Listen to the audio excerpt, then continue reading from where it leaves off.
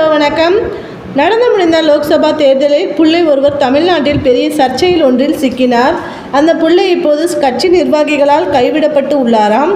தமிழ்நாட்டில் 4 முனை போட்டி தீவிரமாக நிகழ்ந்து வருகிறது. நாடு முழுவதும் 7 கட்டங்களாக லோக்சபா தேர்தல் நடத்த திட்டமிடப்பட்டிருக்கிறது. தமிழ்நாட்டை பொறுத்த அளவில் கடந்த ஏப்ரல் 19ஆம் தேதி ஒரே கட்டமாக தேர்தல் நடந்தது.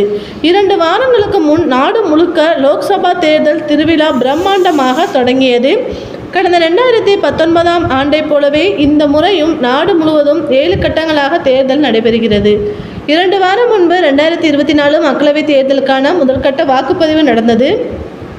தமிழ்நாட்டில் 39 தொகுதிகள் மற்றும் புதுச்சேரியில் முதல்கட்ட வாக்குப்பதிவு நடந்தது. தமிழ்நாட்டில் மொத்தம் 950 வேட்பாளர்கள் களத்தில் உள்ளனர்.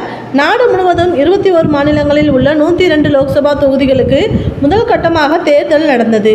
தமிழகத்தில் பதிவான மொத்த வாக்கு சதவிகிதம் முதலில் 72.09%, இரண்டாவது 69.46% என அறிவிக்கப்பட்ட நிலையில் தற்போது 69.71% என 3வது முறையாக மாற்றி அதிகாரப்பூர்வமாக அறிவிக்கப்பட்டுள்ளது.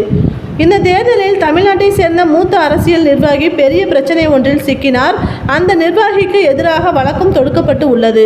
அந்த நிர்வாகி தொடர்பாக தேர்தல் ஆணையமும் பல விசாரணைகளை நடத்தி வருகிறது. இந்த நிலையில்தான் அந்த நிர்வாகி கட்சியில் இருக்கும் சக தலைகளிடம் சென்று உதவி கேட்டுள்ளார். இந்த விவகாரத்தில் தங்களுக்கு ஆதரவாக பேசும்படி உதவி கேட்டுள்ளார். ஆனால் கட்சியின் சக நிர்வாகிகள் யாருமே பேச முன்வரவில்லை என்று கூறப்படுகிறது. தனக்கு மிக நெருக்கமாக இருந்த கட்சியின் முன்னாள் தலைவரும் பேச முன்வரவில்லையாம். நாங்கள் தலையிட முடியாது, நாங்கள் உள்ளே வந்தால் பிரச்சனை ஆகிவிடும், எங்கள் பெயரும் கெட்டுவிடும் என்று ஒதுங்கி கொண்டனராம். இதனால் அந்த நிர்வாகி கடுமையான கஷ்டத்தில் இருக்கிறாராம். அதோடு தலைவரின் செயல்தான் இந்த பிரச்சனையில் எல்லாம் சிக்க காரணம் என்று அவர் நினைத்து கொண்டு இருக்கிறாராம். எனக்கு ஆதரவாக டெல்லியில் காய் நகர்த்துங்கள், இல்லை என்றால் நான் உங்களை பற்றி சொல்லிவிடுவேன், உங்களை பற்றி சொல்ல நிறைய இருக்கிறது, எல்லாத்தையும் சொல்லிவிடுவேன் என்று அந்த நிர்வாகி மிரட்டி இருக்கிறாராம். லோக்சபா தேர்தல் தமிழ்நாட்டில் முடிந்தாலும் தேர்தலுக்கு பிந்தைய பரபரப்பு இன்னும் தமிழ்நாட்டில் அடங்கவில்லை. அதிலும் லோக்சபா தேர்தல் காரணமாக கட்சிகளுக்கு இடையே புதிய பிரச்சனைகள், புதிய மோதல்கள் ஏற்பட்டு உள்ளன. சில கட்சிகளுக்கு உள்ள உட்கட்சி மோதலும் உச்சம் தொட்டு உள்ளது. அந்த வகையில் தான் தமிழ்நாட்டில் ஒரு கட்சி உள்ளே கடுமையான உட்கட்சி மோதல் ஏற்பட்டு உள்ளதாக தகவல் வெளியாகி உள்ளது. அதில் ஒரு மோதல் தான் இது என்றும் கூறப்படுகிறது.